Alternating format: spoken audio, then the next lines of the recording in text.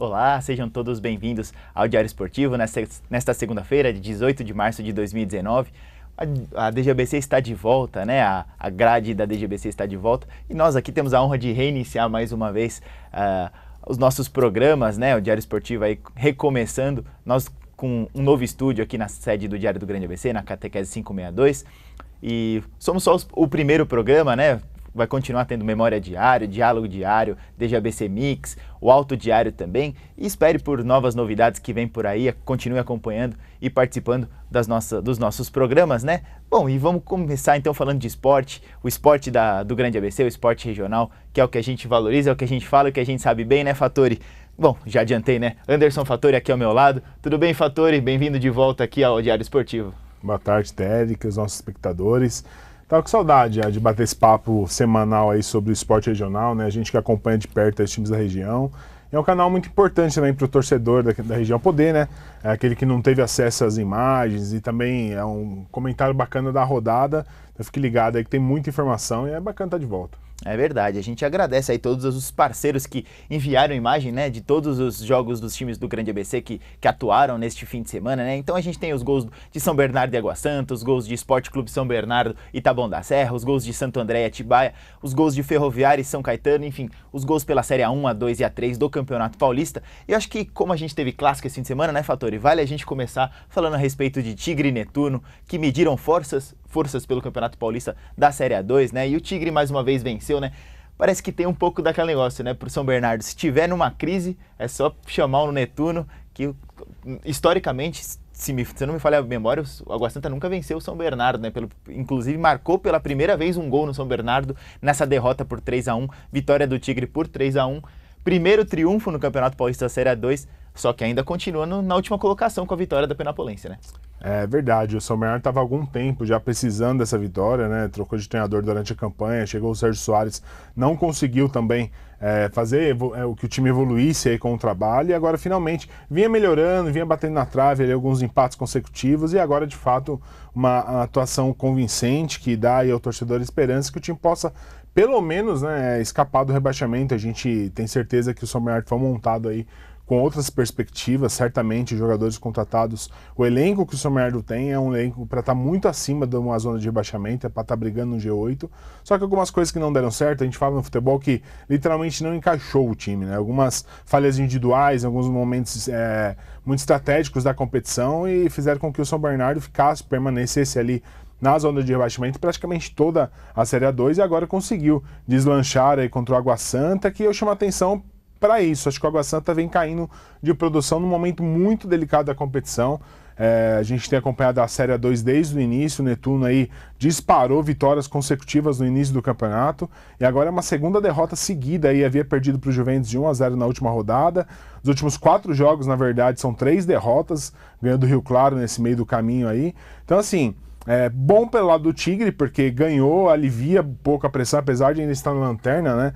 Aconteceu uma vitória surpreendente da Penapolense sobre o Linense lá em Lins, e aí ficaram as duas equipes ali debaixo da zona de rebaixamento, ganharam. Então o São Bernardo continua na lanterna, mas de fato mostra aí um poder de reação do São Bernardo sob o comando de Sérgio Soares. A gente torce para que o São Bernardo consiga se salvar e que o Água Santa abra os olhos, né? O Márcio é um treinador experiente, ele conhece bastante aí de Série A2 e espero que o Netuno consiga aí também reagir, porque 4 derrotas nas últimas 3 partidas é um momento muito ruim para ter essa oscilação negativa. Ao contrário, né? 3 derrotas. Desculpa, 3 derrotas nos últimos 4 jogos, ganhou apenas do Rio Claro, depois perdeu as outras 3. Então é um momento muito complicado nessa reta final de primeira fase ter essa oscilação. A gente teve o próprio exemplo do São Bernardo ano passado, que liderou com facilidade a primeira fase, e no momento que não podia, no momento crucial, ali perto do mata-mata, acabou caindo de produção e ficou sem o acesso. Então, sinal de alerta aí pro Água Santa e um sinal de alerta para Verde aí pro São Bernardo, que a primeira vitória é óbvio que dá, porque ela renova o ânimo, né, da garotada lá.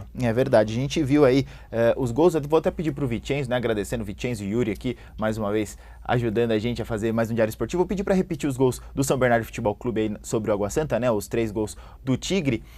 Eu acho que o que vale destacar é muito a força de vontade, a força que os jogadores, né, do São Bernardo demonstraram, eles estavam com sangue nos olhos, como diria, né, Fattori? Principalmente no segundo e terceiro gols, esse o primeiro gol, né, marcado ainda no primeiro tempo. Esse gol para mim é muito simbólico. O Vinícius rouba a bola na zaga, o Rafael Luz coloca na frente, o Hermínio, e olha o Vinícius ali, como correu o zagueiro Vinícius, depois ele fez ali uma parede, pro Hermínio só tocar por baixo do Paes. O primeiro gol havia sido do Felipe Fumaça, né? Esse gol do Hermínio. E o terceiro gol, um golaço do Regis de falta, né? Uma baita de uma cacetada no meio da rua. Tanto é que ele nem tá na imagem, né? O Regis que vai bater a falta, a bola tá ali, ó, no cantinho esquerdo. O Regis nem tá na imagem. De repente vem o foguete, o Paes nem viu de onde veio a bola, ó. Quando viu, já tava lá dentro, Fattori. Conversei, fiz uma entrevista gigante com o Sérgio Soares, né? Que foi publicada nesta segunda-feira no Diário do Grande ABC. E ele tava dizendo muito sobre mexer...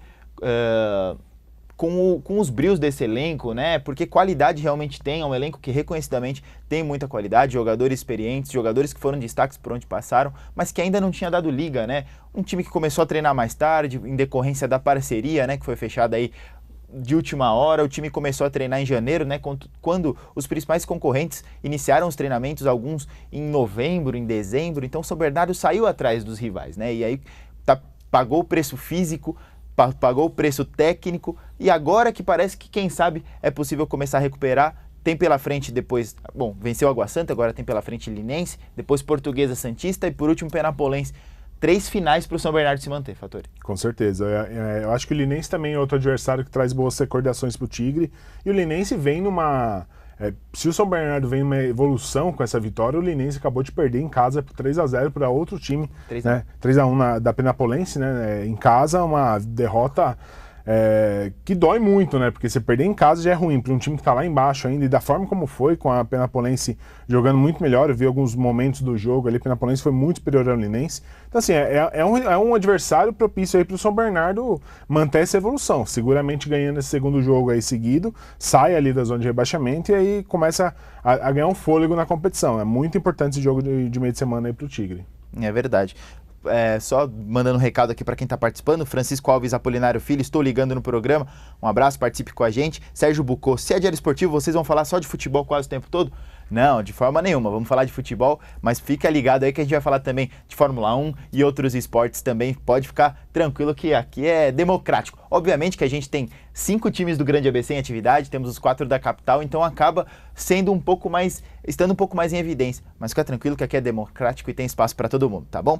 Bom, então retornando aí, São Bernardo então tem pela frente o Linense, né, quarta-feira. Depois de 3 semanas, né, com jogos só aos finais de semana, a gente tem aí agora o retorno da rodada de meio de semana.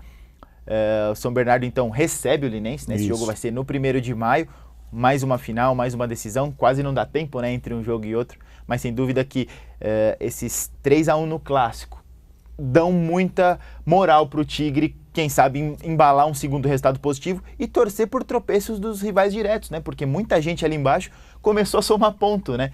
Casos do próprio Penapolense, casos do Atibaia, né? Atibaia, vamos falar daqui a pouco, que empatou com o Santo André.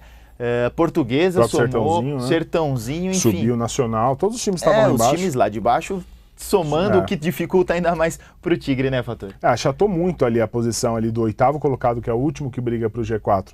Pro São Bernardo são 5 pontos, né? São 9, o São Bernardo tá com 9, o Santo André e o Taubaté, que brigam ali pela última posição, estão com 14. Então, assim, você vê, são 5 pontos e aí tem vários times ali que podem tanto classificar quanto rebaixar. Eu acho que quem tá ali com 9, 10, até uns 12 ainda briga contra o rebaixamento. Acho muito difícil, por exemplo, que o São Bernardo consiga brigar por uma classificação. Não pela pontuação, porque são 9 em disputa, tem 5 de diferença. Só que ele teria que fazer 9 e ainda torcer para que todos esses que estão à frente dele tropeçassem. É muito difícil, que tem confronto direto, então fica muito difícil. É a mesma coisa do Santo André, mesmo com 14 e o Taubaté, é muito difícil que briguem para não cair, porque mesmo que perca os 3 jogos, todo mundo que está lá embaixo teria que ganhar, e não dá, porque tem confrontos diretos também.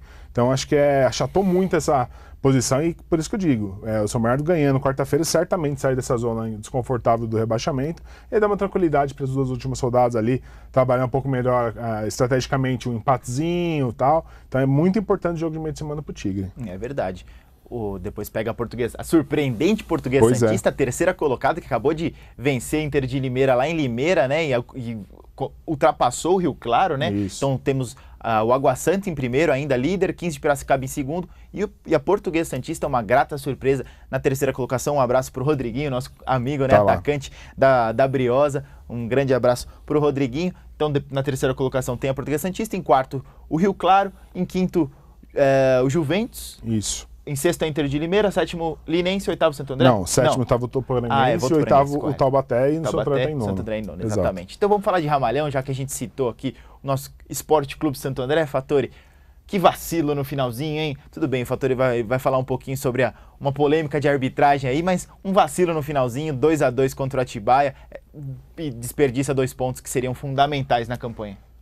O Santo André começou o jogo, daqui a pouco a gente vai ver os lances, com menos de um minuto fez o gol. Acho que o mais difícil foi isso, né? Iniciar uma partida com um rival que estava em ascendência no campeonato, vinha motivado, o Santo André com menos de um minuto vai e faz o gol.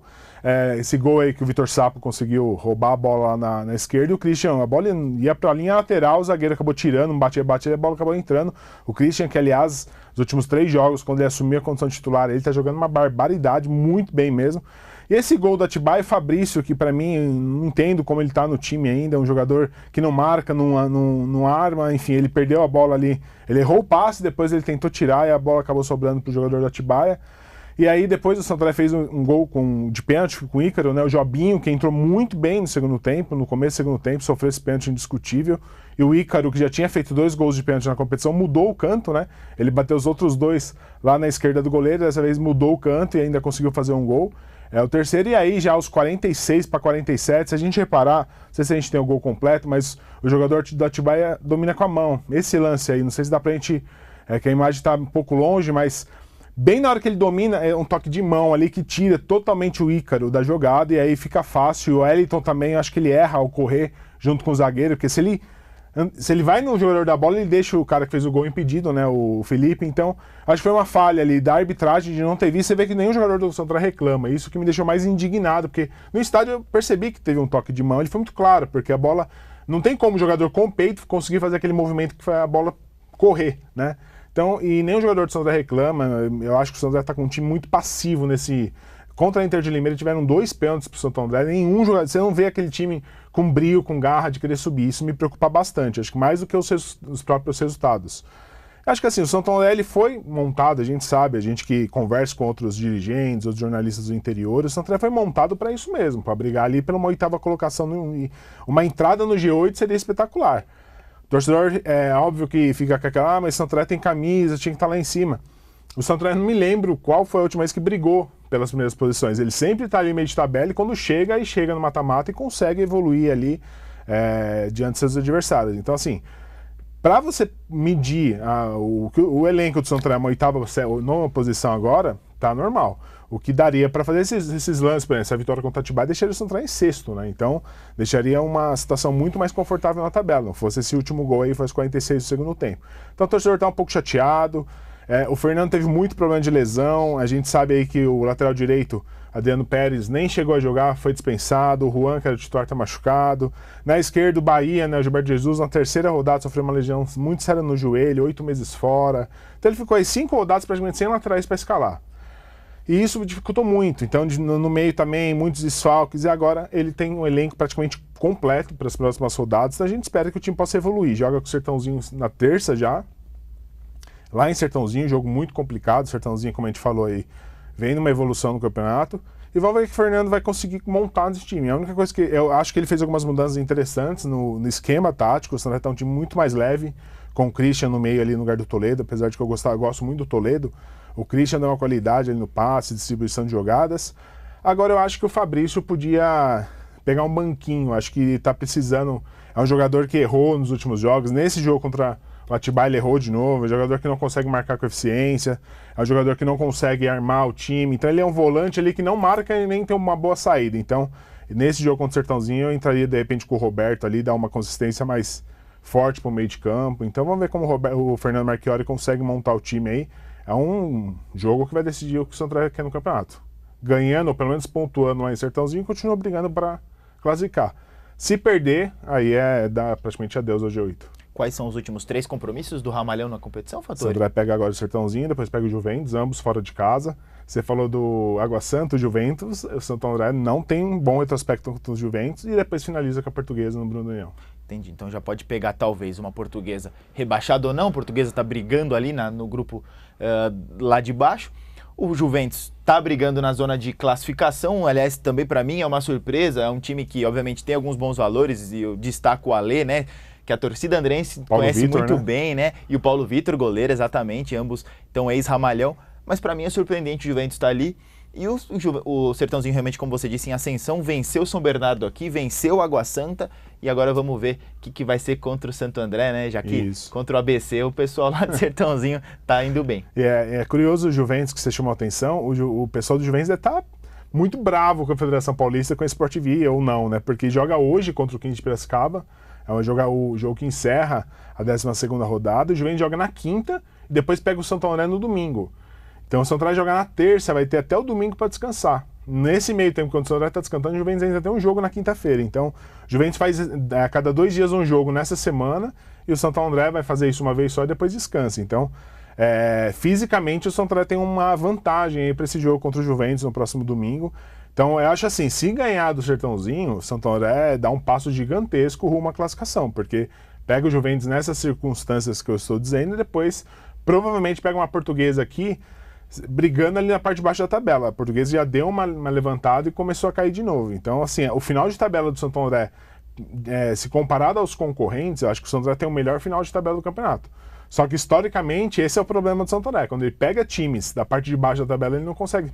A gente vê nessa própria Série 2. O início do campeonato, o Santo André só pegou time forte e se manteve no G8. Ganhou ali do Votuporanguense, ganhou do Taubaté. Quando começou a pegar quem estava lá embaixo, ó, já são acho que 5 jogos, 6 jogos sem vitórias. No Bruno Daniel foi o 4º empate consecutivo. Então, o Santo André vai precisar mudar essa história aí se quiser classificar. É uma Série 2 muito equilibrada, 3 pontos. A gente está falando do São Bernardo. O São Bernardo está com 9, o Santo André está com 14. Uma vitória do São Bernardo e uma derrota do Santo André fica para 2 pontos a vantagem, numa circunstância que o São Bernardo ficou o tempo todo na zona de rebaixamento. Então, para a gente ver como está muito equilibrada essa 2. Né? É verdade, é verdade. Bom, agora migrando de Série 2 para a Série 3, antes de falar de Paulistão, a gente teve aí Esporte Clube São Bernardo de Taboão da Serra no estádio 1º de maio, na manhã deste domingo, e uma vitória maiúscula do Cachorrão por 4-2, sendo que o segundo gol do Taboão da Serra foi no apagar das luzes. Tudo bem que o jogo foi de dia, não tinha luz, mas foi aos 48 já do segundo tempo. Enfim, 4-2 para o Cachorrão, que ingressou aí, aliás, retornou ao G8 do Campeonato Paulista Série 3, num momento importante, também faltam 3 rodadas, né, na Série 3, agora enfrenta o Olímpia que praticamente está ali degolado junto com o São Carlos. Obviamente ainda tem chances de escapar, mas é um dos times aí que mais sofreu nessa competição, então Esporte Clube São Bernardo e Olímpia nesta quarta. Mas antes disso, vamos aos gols então de Esporte Clube São Bernardo 4, Taboão da Serra 2, e estive lá, Fattori, acho que dá para dizer que foi uma grande atuação, principalmente do Felipinho. A gente vai ver aí o primeiro gol que foi marcado justamente por ele, o Washington naquele toque ali no meio da área matou a zaga, Felipinho bateu cruzado, contou ali que o zagueiro não conseguiu cortar a bola, fez o primeiro gol do Esporte Clube São Bernardo. Aí um golaço do Bruno Taboão da Serra logo depois, um chute de rara felicidade, encobriu o goleiro Vagnão, empatou aí o jogo 1-1. O jogo, antes do intervalo ainda, o Esporte Clube São Bernardo fez o segundo, Felipinho vai ali na linha de fundo e vai cruzar para o meio, para o Vinícius fazer o segundo do Cachorrão, 2-1. E esse gol foi muito importante porque ir para o intervalo vencendo foi bom para o Esporte Clube São Bernardo. Aí mais uma enfiada de bola do Vinícius, Felipinho cruza para trás e o Jadson faz o terceiro. E depois o quarto gol vai ser do Bádio, aqui pelo lado esquerdo também. Vai receber aqui na esquerda em profundidade, vai bater cruzado. 3 e o quarto gol, então, portanto, 4-1 para o Esporte Clube São Bernardo. Depois, ali num vacilo da zaga, um golzinho de cabeça do Taboão da Serra no finalzinho, subiu sozinho, né? Um gol que realmente podia ter feito muita falta, né? Porque até então, esse gol...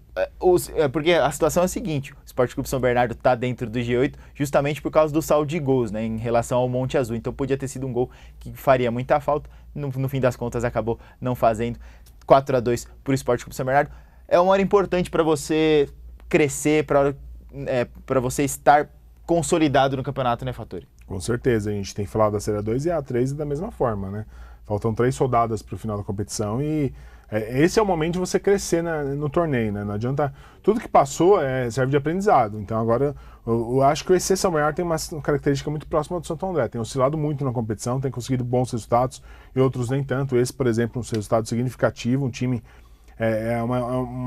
um placar que dá motivação, dá moral para a equipe para a sequência dessa reta final. Entrou no G8, que também é outra coisa muito importante, porque... E como você disse, é no saldo de gols e a Série A3 está mais ou menos igual a 2. É um pontinho para cá, um pontinho para lá e esses 3 jogos aí vão ser muito importantes. Então, pega o Olímpia agora, é um time que não vem bem na competição, apesar de uma grande Copa Paulista que fez ano passado, desmontou ali seu elenco, não tem conseguido fazer uma boa Série A3, então não pode desperdiçar pontos, porque são contra esses times aí que a gente conta os pontinhos ali, né? Então, se ganhar do Olímpia, já dá um passo grande aí para a classificação também. Verdade, uma viagem longa do elenco agora até Olímpia, né? Ele segue em viagem logo depois do almoço desta terça-feira, uma viagem aí de 6, 7 horas até Olímpia. Jogo na quarta-feira, às 20 horas no Maria Tereza Breda. Então, Cachorrão e Olímpia. Vamos torcer aí para a continuidade da ascensão alvinegra na competição e para que agora fique de uma vez no G8, né? Para que termine essa oscilação citada pelo Fator, que vai ser importante para o Cachorrão se manter aí na parte de cima da tabela. Tá certo? Agora vamos falar então, portanto, de Campeonato Paulista. Começar falando do nosso representante, São Caetano. Vamos ver se vai ser nosso representante por muito tempo ainda ou só até semana que vem, infelizmente, né, Fatores? São Caetano perdeu mais uma, perdeu para a Ferroviária por 2-0, continua na zona de rebaixamento, numa situação que a gente não sabe muito bem falar se é totalmente ruim, se é mais ou menos, porque o São Caetano tem pela frente, acho que dos grandes, aquele que está numa pior condição, que é o São Paulo. Esse é o primeiro ponto. Segundo, ao mesmo tempo, isso pode ser muito ruim, porque o São Paulo precisa vencer o São Caetano. Então, esse é o ponto número 2. Terceiro, o São Caetano não vem demonstrando nada, absolutamente nada, que nos faça acreditar que vai vencer esse São Paulo, apesar do jogo ser no Anacleto Campanella. O que dá para dizer, Fattori? É um prognóstico que a gente tem feito aí muito difícil do São Caetano, porque é um time, me parece um pouco desorganizado. Acho que, desculpa, o Pintado não conseguiu dar um padrão tático para o time, muitas mudanças. Se você pega rodada a rodada, o São Caetano muda demais, principalmente no lado esquerdo. Às vezes joga Marquinhos na lateral, às vezes é o Capa. Enfim, Diego Rosas joga, outro jogo nem entra. Enfim, acho muito complicado esse momento do São Caetano. É claro que o Pintado está buscando ali extrair do time alguma coisa nessa reta final, mas os resultados e a própria atuação, esse jogo contra a Ferroviária mesmo, Ferroviária que tem, na minha avaliação, um dos melhores elencos aí do campeonato, um time que já joga junto há algum tempo, alguns jogadores bem interessantes, tem feito frente aí aos grandes e venceu até com certa facilidade o São Caetano, correu pouquíssimos riscos. E essa derrota, o grande problema dessa última rodada da primeira fase é o São Caetano vencer o São Paulo. Esse é o grande dilema do São Caetano, porque ele depende de outros resultados que são super possíveis, né? Ele precisa torcer, por exemplo, o Botafogo perder para o Santos, que é um resultado bem natural de acontecer. Então, assim, e o Mirassol contra o Oeste também, o Oeste brigando com o São Paulo pela vaga, então é natural que o Oeste em casa, em Barueri, vença o Mirassol. Então, acho que o grande problema do São Caetano, por mais que ele não dependa das suas forças, é ele ganhar do São Paulo. Eu acho que é aí que mora isso que o Pintado tem trabalhado. O empate já rebaixa automaticamente o São Caetano, não tem mais chance nenhuma, porque ele empataria com o Botafogo, e o Botafogo já tem uma vitória a mais, então a única alternativa é vencer o São Paulo. De fato, o São Paulo não vem jogando bem, perdeu mais um clássico, o time está muito pressionado, corre grande risco, se não ganhar o jogo, de ficar fora de umas quartas de final, o que seria trágico para um time do tamanho do São Paulo, o investimento que foi feito, jogadores aí, Pablo, 33 milhões, enfim, Hernandes, que acabou chegando aí prestigiado, um time que não ganha títulos há muito tempo, então o São Paulo certamente vem para esse jogo disputar uma final de campeonato. Muito diferente, por exemplo, dos outros grandes que já estão classificados, com exceção ali de Santos, que vai disputar a primeira colocação do grupo, enfim. Tem alguma coisa para disputar ainda, mas o São Paulo não, vem disputar uma final de campeonato. Curioso que foram os times que disputaram as quartas do ano passado, né? São Caetano e São Paulo. São Caetano ganhou aqui naquela Campanella e acabou sendo eliminado lá no Morumbi, naquela falha do Paes que todo torcedor de São Caetano lembra. Então, assim, eu acho que a maior dificuldade é o Pintado conseguir colocar um time em campo que consiga surpreender o São Paulo. Por mais que o São Paulo esteja numa fase ruim, é infinitamente um time melhor tecnicamente que o São Caetano. Então vai ser um jogo muito difícil, muito bacana de acompanhar, 2 times desesperados E o São Caetano jogando a sua permanência na elite, a gente sabe que é um tombo muito grande. Aconteceu com o São Paulo ano passado, cair da Série 1 para a Série 2, muda completamente o orçamento, enfim. E é uma pena, né? Porque esse time do São Caetano tem nomes aí para tá brigando bem mais para cima na tabela. É um time que, como a gente falou do São Bernardo no início, também não deu liga. E infelizmente está nessa situação nessa última rodada. É verdade, São Caetano e São Paulo, né? Um jogo, como eu disse, no Anacleto Campanella. O desespero de ambos, então, como o Fattori bem disse, deixa o jogo ainda mais interessante. Vai ser aquele jogo que vai ser, obviamente, disputado no Anacleto, mas com o ouvido lá em Ribeirão, em Botafogo e Santos, no jogo também do Mirassol, né? Mirassol, exatamente. Mirassol e Oeste. Enfim, vai ser uma última rodada daquelas, né? Do jeito que a gente gosta, né, Fattori? Eu acho que é aquele tipo de jogo que o Botafogo fizer um gol no Santos, por exemplo, já desmotiva totalmente o São Caetano, porque aí teria que virar, né? Então, mas é o que eu disse, eu acho que são resultados muito possíveis de acontecer. Essa é a parte boa da história para o São Caetano, são adversários que, apesar de assistir o jogo Mirassol e Botafogo, que aliás foi o grande jogo da rodada para mim, um jogo muito bom tecnicamente, são dois times ali que quem ganhasse já estaria livre do rebaixamento, empate por 1-1, com chances para os dois lados. Eu acho que são dois times que estão numa pegada mais forte que a do São Caetano. Isso me preocupa. O Botafogo está numa situação, numa ascendente, tinha ganhado na última rodada, agora empatou com o Mirassol. O Mirassol também, desde que perdeu para o São Caetano, também vem evoluindo. E os dois times estão querendo vender caro esse rebaixamento. Então hoje, eu acho que o São Caetano precisa justamente dessa gana, dessa raça aí que tem demonstrado o Botafogo e Mirassol para conseguir escapar nessa quarta-feira, 9h30. Lembrando que todos os jogos iniciam às 9h30. Rodada com todos os jogos no mesmo dia e horário. Né? É verdade. Então, última rodada da Série A1.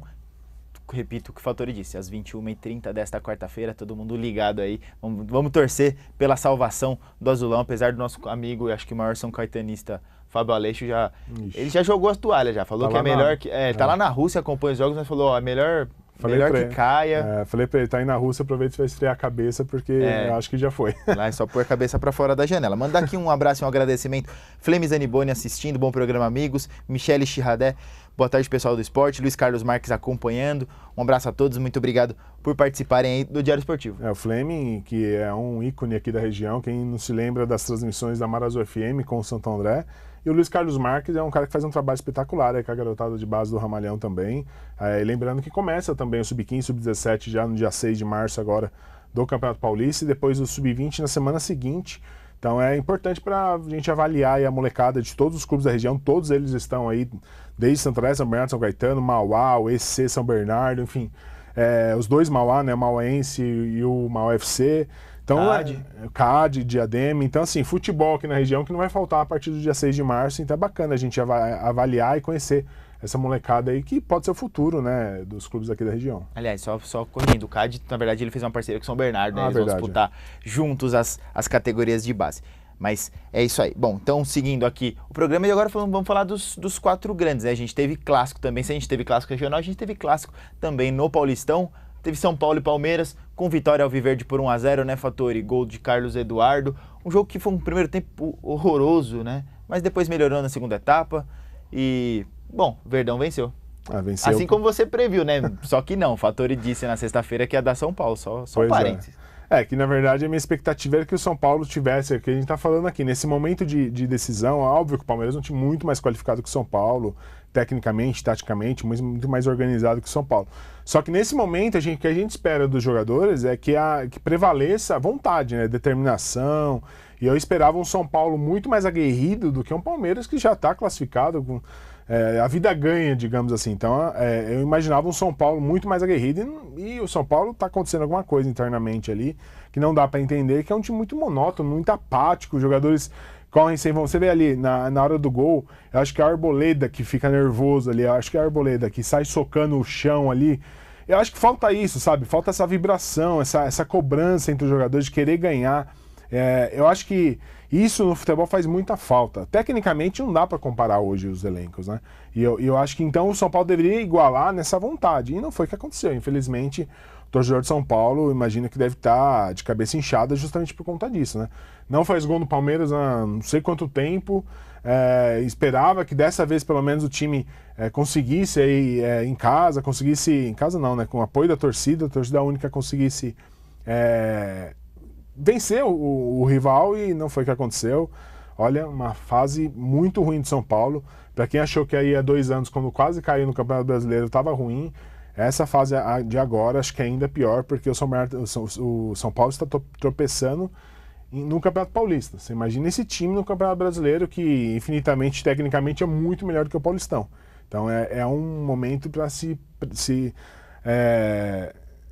aprender um pouco ali o que está acontecendo no Paulistão, vai ter que mudar muito esse elenco, esse time no Brasileirão, já com o Cuca também, que talvez dê um padrão tático um pouco melhor para o São Paulo. E o Palmeiras é o melhor time do Brasil seguramente, junto com o Flamengo, os 2 melhores elencos. Acho que o Palmeiras, por mais que o Santos, né, tenha sido a sensação desse início de campeonato, não dá para comparar elenco, né? Acho que o elenco do Palmeiras, você vê o Carlos Eduardo, que é um jogador ali, terceiro escalão do elenco, fez um golaço como esse aí. Então o Felipão tem muitas opções, alternativas para escalar o time como ele quiser, com 3 na frente, com 2 meias, enfim. E é muito diferente o Palmeiras dos demais hoje em dia. É verdade. Eu até em conversa com meu tio, né, vou ser bem sincero, ele falou assim, pô, o Palmeiras melhorou muito depois que o Borja saiu. Não é que a torcida pega no pé do Borja não, mas acho que tem muito fundamento, né, Fattori? O Palmeiras, o Borja tem falhado excessivamente, a torcida quer mais se livrar dele o quanto antes, mas ao mesmo tempo precisa que o Palmeiras consiga lucrar com isso, né? O Borja é um jogador que veio com um investimento muito grande do Palmeiras, e a gente sabe que o Palmeiras tem feito investimento, a Crefisa, né, que é a principal patrocinadora, e o próprio clube tem feito muitos investimentos nesse sentido, de investir e depois vender o jogador. E o Borja tá faltando confiança para ele. É um jogador que sabe fazer gol, não desaprendeu a não fazer gols. Tá faltando confiança. A bola bate de fato na canela dele, sobe, e isso daí é uma fase que todo centroavante passa e ele tá atravessando no Palmeiras agora. E eu acho que ele tá sentindo ainda mais a pressão pela qualidade do time. Então, ele sabe que o time é bom, ele sabe que a bola chega, então ele tem que fazer o gol e não está conseguindo. Então vai ficando cada vez pior e de fato o Palmeiras melhorou bastante sem o Borja. Com certeza. Vamos ver então agora. Bom, o Palmeiras tem muitas competições pela frente, mas tem um elenco muito forte para isso, como você disse, né, o Felipão só tem que administrar. Inclusive na matéria que eu fiz com o Sérgio Soares, né, que foi publicada hoje, a gente falou um pouquinho sobre o Felipão, falou sobre treinadores, e ele falou um pouco sobre o Felipão, que a torcida do Palmeiras perde muita paciência com o Felipão por ele não colocar o Palmeiras para jogar ofensivamente, ou talvez como devesse, aproveitar melhor as peças que o elenco tem. E o Sérgio falou que o que o Felipão faz, na verdade, é seguir a coerência dele, é usar o estilo que ele sempre utilizou, o estilo que consagrou Jardel e Paulo Nunes, o estilo que consagrou Osés e Paulo Nunes no próprio Palmeiras. Enfim, o Felipão tem esse conceito de jogo, né, Fattori? Só que a torcida perde um pouco a paciência, não tira a razão, obviamente, todo mundo quer ver o Ricardo Goulart junto com talvez o Lucas Lima, com o Moisés, com Gustavo Scarpa, enfim, todo mundo junto para o Palmeiras jogar para frente, mas ele acaba sendo um pouco mais conservador, né? O Felipão, ele tem um estilo de jogo que sempre foi assim, ele gosta de jogar com homens diferentes dentro da área, com um tradicional 9 ali, né? Ele sempre jogou assim, jogadores pelas pontas rápido, muito cruzamento dentro da área. Então, assim, que de fato a qualidade técnica do Palmeiras hoje dá pra gente vislumbrar um time muito mais ofensivo. Por exemplo, você tem ali no meio, você podia ter só um volante, porque no segundo volante você pode pôr Moisés, você pode pôr Zé Rafael atuando ali. Então você podia ter um time muito mais ofensivo, né? Ele prefere ele manter, de repente, 2 volantes, tem Thiago Santos, tem Felipe Melo, o meia geralmente é um só, às vezes ele traz o próprio Ricardo Goulart, que foi muito bem como atacante de beirada para jogar mais pelo meio centralizado. Ele tem muita opção, como a gente fala, às vezes entra um jogador no Palmeiras, você nem lembrava mais que o cara estava... Johan, por exemplo, que foi muito bem ano passado, pouquíssimo aproveitado, um jogador com uma grande qualidade técnica também. Então, assim, o Palmeiras dá para jogar como ele quiser. Se ele quiser jogar com 3 meias, ele joga, só que ele mantém a sua característica ali de jogar com centroavante fixo dentro da área, bola alçados dentro da área, e tá dando certo. Até quando, a gente não sabe, mas a qualidade técnica dos jogadores tem feito a diferença e... Como eu disse, ao lado do Flamengo são os 2 melhores elencos e essa qualidade tem feito a diferença. Vamos ver até quando, né? Quando começar, se tiver uma fase ruim, aí pode sim ter essas críticas mais contundentes para o esquema de jogo do Felipão, né? É verdade. Bom, agradecendo aqui quem está assistindo, a Camila Cristiano mora em São Caetano, mas nasci em Santo André. Aliás, agora ela falou, mora em SC, eu li como São Caetano, mas pode ser Santa Catarina, né? E acompanho vocês. Manda um abraço para o meu marido Cristiano, que também acompanha vocês. Um abraço, Camila, um abraço, Cristiano. Obrigado pela audiência aí do Diário Esportivo. E Wagner Colatti também mandando parabéns, ótimo programa. Muito obrigado. Vamos agora passar rapidinho por Corinthians e Santos, né, Fattori? O Corinthians venceu o Oeste por 1-0, né, gol do Danilo Avelar. Corinthians parece que, pelo menos, chutou como é que eu posso dizer, a má fase, dá pra dizer assim? Se bem que ainda não é aquele futebol bonito, o elenco é limitado, mas classificou, né, Fator? Eu acho que o corintiano hoje tá com remorsos de ter criticado o Avelar em outros momentos, né? Jogador que de baixa qualidade técnica, mas tem feito a diferença aí. Tem feito alguns gols muito importantes, fez gol em clássico e aí definiu esse gol aí contra o Oeste, que aliás o Oeste é um outro time que vai jogar a Série B, outro time muito bem montado, muito difícil de ser batido, e o Corinthians acabou ganhando aí com esse gol de cabeça. Não tem dúvida nenhuma que a bola entrou você vê que ela pinga já. Ela entrou duas vezes, né? Ela já tinha entrado quando o jogador tenta tirar e quando pinga, né? Não criou nem polêmica, mas só pra gente esclarecer, o Corinthians é aquela coisa, é muito diferente do Palmeiras, por exemplo. O Carille tem, mas eu acho que dessa passagem do Carille para a primeira, a diferença é que na outra ele tinha um time muito mais limitado. Então ele armou o time com 2 linhas de 4 ali na defesa para não passar nada e ganhar o jogo de 1-0 ali, o penaltizinho que acontecia, o jogo que definia uma bolinha de cabeça, e ganhavam os jogos e acabou sendo campeão brasileiro dessa maneira. Esse time, ele tem muito mais condição do meio para frente para montar um time ofensivo. Só que ele tem que ter prudência para não desestabilizar, não ser tão ofensivo a ponto de desestabilizar a defesa. Então, e a defesa dessa vez, Manuel e Henrique, é uma defesa muito difícil aí de você ter uma confiança. Jogadores que falham demais. Manuel, para mim, muito pesado, um jogador fora de tempo. Então, enfim, o Corinthians teve zagueiros muito melhores nos últimos anos. Então, isso é uma dor de cabeça para o Carille. Por mais que ele tenha a condição de soltar um pouco mais o time, você tem ali no ataque o Wagner Love, que pode jogar de meia. Acho que ele está jogando, inclusive, melhor vindo mais de trás de meia ali, como se fosse um meia atacante. Gustavo, uma fase espetacular. Tem o Bocelli, tem Jadson, Pedrinho, enfim. Tem uma variedade de jogadores ali que também dá para ele soltar mais o time, mas ele não faz justamente porque ele não tem condição de garantir uma defesa mais sólida se ele fizer isso. Então, eu acho que o Paulistão tem servido para ele justamente medir até que ponto ele pode soltar esse time aí, com o Júnior Urso. Então, eu acho que o Corinthians vem numa crescente. Dá para vislumbrar uma temporada um pouquinho melhor do Corinthians aí do que foi no passado, pensar em alguma coisa um pouquinho maior no Campeonato Brasileiro, mas muito longe ainda de times como o Cruzeiro, o Flamengo, o Palmeiras, muito longe ainda. Dá para lutar para Libertadores? Então, acho que dá para brigar ali entre os 10 primeiros. Aí o que vai acontecer durante o campeonato, como a gente fala, o Campeonato Brasileiro é muito equilibrado. 2, 3 vitórias a mais aí te joga para Libertadores, 2, 3 derrotas te jogam lá para brigar contra o rebaixamento. Então, eu acho que o Corinthians tem condição, com o Carille, de ter uma temporada mais equilibrada, perder pouco e ganhando aqueles joguinhos ali de 1-0, acho que é muito tradicional isso do Carille no Corinthians. Isso aí, vamos também esperar qual vai ser o desfecho de Paulistão do Corinthians e ver com qual moral entra nesse Brasileirão da Série A.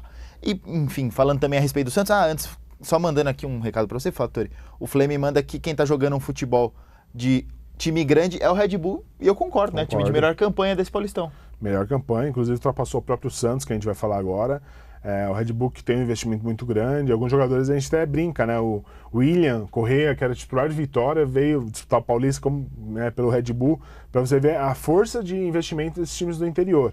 O Red Bull que está sediado em Campinas, é um time empresa, né? Tem muito investimento por trás, consegue trazer jogadores que disputaram a Série A do Brasileirão para disputar o Paulistão. É um time muito consistente, acho que concordo com ele, o Red Bull tem ido muito bem e vai ser páreo duro ali para o Santos nas quartas de final. Já está garantido esse confronto, só precisa saber... Na verdade, os 2 jogos serão no Pacaembu, né? Só precisa saber quem que é o mandante de cada um deles, já que o Red Bull não vai jogar no Moisés Lucarelli, atrás de renda, né? Então os 2 jogos contra o Santos serão no Pacaembu. É isso aí. Bom, e então, como o Fattori bem disse, vamos encerrar o assunto futebol com o Santos Futebol Clube, que não sei se dá para dizer que foi surpreendido, porque o Novo Horizontino também é um dos times que vem bem. Um dos times do interior que é bem arrumadinho, pelo Roberto Fonseca, né, um treinador conhecido aqui da região, já passou pelos clubes daqui. Novo Horizontino 1-0 na sexta-feira no Pacaembu. Fattori. Eu fiz o jogo, assisti o jogo. Esse jogo do Santos é complicado de você analisar, porque no comecinho o Santos estava avassalador, perdeu 3, 4 oportunidades de fazer o primeiro gol, muito bem troca de passos, aquela intensidade que a gente está acostumado do time de Jorge Sampaoli, né? Troca de passos muito rápidas, triangulações, os 2 pontas, ninguém tem posição fixa. Muito bem. Aí tomou o gol do Novo Horizontino e mudou completamente. Você vê aí um chute muito bem, um chute cruzado. E logo depois teve um pênalti pro Novo Horizontino que o juiz acabou não dando, que seria um 2-0. Então, assim, o Santos iniciou muito bem, como a gente está acostumado. Só que aí sofreu o gol e não conseguiu. Talvez a pressão pela vitória, o Santos não perdia já 9 jogos, 6 jogos de invencibilidade no Pacaembu. Então, assim, essa pressão aí talvez estabilizou um pouco o time e o time não conseguiu reagir. ficou preso na marcação do Novo Horizontino. Isso é interessante a gente avaliar, porque assim, poucos times conseguiram isso até agora, né? Conseguir controlar esse time do Jorge Sampaoli. Então é muito difícil, é bom a gente entender que esse esquema do Sampaoli, mesmo tendo essa variação de jogadas de um lado para o outro, os jogadores conseguindo ali se movimentar, o Novo Horizontino conseguiu parar. Então é um sinal amarelo ali para o Sampaoli também conseguir criar alternativas dentro do próprio elenco para conseguir evoluir aí no final, nessa reta final de Paulistão. Com certeza, Novo Horizontino de Dudu Vieira, né? Dudu Vieira que entrou no segundo tempo. É isso aí. Esse Ramalho, ele é de jogador de São Paulo, tá emprestado, né? Exato. É verdade. Bom, então encerrado o assunto futebol, vamos passar rapidamente pela Fórmula 1. A gente teve a estreia da temporada 2019, Grande Prêmio da Austrália em Melbourne. Quem venceu não foi Lewis Hamilton. Que surpresa, né? Surpresa. Foi Valtteri Bottas, companheiro dele da Mercedes. Lewis Hamilton ficou em segundo, Max Verstappen da Red Bull em terceiro. Verstappen passou aí o Vettel no finalzinho, né? Vettel ficou em quarto, com Charles Leclerc em quinto. Corrida bacana, animada, eu acho que boas perspectivas para a temporada 2019 da Fórmula 1. E eu não podia encerrar esse Diário Esportivo de hoje sem prestar uma homenagem, né? Para nossa querida Laís Helena, que nos deixou semana passada, técnica e jogadora muito identificada aqui com o Santo André. Foram 51 anos dedicado ao basquete feminino de Santo André, né, Fattori? E até faltam palavras, né? A gente, semana passada, ficou bastante tocado pela passagem da Laís, né? Uma figura emblemática, eu acho que supera o basquete feminino para o esporte do Brasil. Ah, com certeza. A Laís Helena é um nome que fará muita falta no esporte, não só no basquete. Acho que no basquete é chovendo molhado a gente dizer aqui quanto ela foi importante para o basquete de Santo André. Ela é incansável, é uma modalidade... Santo André sempre foi forte no vôlei, foi forte no handebol, e essas modalidades acabaram, e o basquete, como a Paula, né, entrevistei a Paula, Magic Paula, ela disse, o Santo André pode ter time fraco, forte, médio, mas sempre entrou em quadra, e por meio da Laís Helena, essa força dela. Então, para o basquete de Santo André, a gente nem precisa dizer, mas acho que é uma esportista na palavra, né? Sempre foi muito leal com as suas adversárias. E até no nosso último papo, que foi justamente há um ano, março do ano passado, a gente fez um especial com ela, e ela sempre falava, né, que o grande mérito dela e da Arilza, que é sua fiel escudeira lá, é formar pessoas, formar mulheres, mães. Então acho que, por mais que ela tenha formado aí dezenas de jogadoras com passagem por seleção brasileira, ter tido papel importante na carreira de outras, como a própria Janete, a Kelly, que veio jogar aqui já depois de adulta, enfim, por mais que ela tenha tido essa importância na vida dessas pessoas, a gente percebeu, inclusive no velório, quantas dezenas, eu diria centenas de garotas que passaram por aqui e hoje estão formadas em educação física, fisioterapia, são mães, né? Hoje tem uma vida consolidada ali, enfim. Então eu acho que isso é o mais importante, é o que ela exigia. Até o título da matéria que nós fizemos ano passado é justamente isso: se não formarmos atletas, formaremos pessoas. Então acho que esse é o grande legado que ela deixou. Acho que é uma pessoa que vai fazer muita falta. E agora a gente torce, né, para que haja uma continuidade. A Arilza já disse que a Arilza, o Bruno, que vão tentar. O Bruno até deu uma declaração muito forte, que ele disse que não vai tentar ser a Laís Helena porque ele podia se frustrar, que é uma demanda muito alta para ele, e eu acho que é isso mesmo. O Bruno é o Bruno, a Arilza é a Arilza, mas que não deixem morrer esse legado que a Laís deixou aqui em Santo André, né? Essa persistência. O prefeito Paulo Serra também disse que enquanto ele for prefeito vai ter verba para o basquete continuar. Então isso é muito importante, que esse trabalho, principalmente social, continue no basquete de Santo André.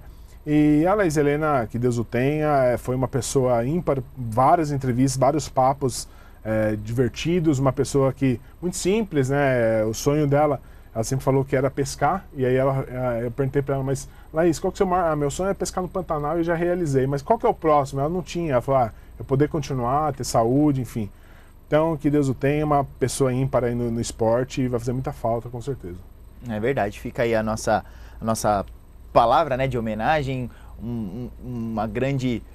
muita força, né, para a Arilza, que agora continua aí essa caminhada sem a sua principal companheira, mas muita força para a Arilza, para toda a família da Laís, para o basquete feminino de Santo André.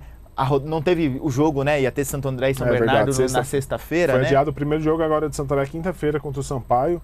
É o primeiro jogo sem a Laís, né, digamos assim. Ela já não era treinadora desde 2015, mas era uma pessoa que estava sempre no ginásio, né? É verdade, ela também desempenhava, né, o o cargo de secretária adjunta na Secretaria de Esportes e Prática Esportiva aqui em Santo André. Enfim, uma pessoa que realmente deixa saudade não só pela pessoa, mas pela profissional, enfim.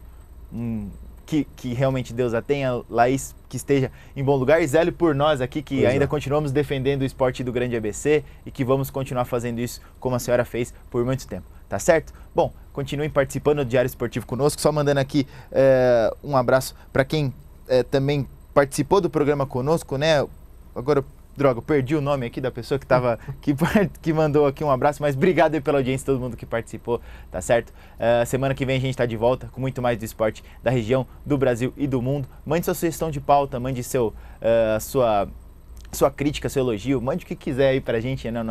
Nosso e-mail é diarioesportivo@dgbc.com.br, o nosso Instagram é @diário do Grande ABC, e é isso daí. Destaque final, Fattori? É isso, agora acompanhar essa rodada de meio de semana, estaremos aí em Oco aí, no jogo São Caetano e São Paulo, vamos acompanhar também Santo André, São Bernardo, enfim, semana muito decisiva para os times da região e que pudemos trazer boas notícias na próxima segunda-feira. É isso aí, enrolei, achei o nome aqui, Antônio Vitoriano Siqueira, um abraço, boa tarde, obrigado por ter participado, tá certo? Então até segunda-feira que vem a gente está de volta, um abraço, boa semana para todos, valeu, tchau!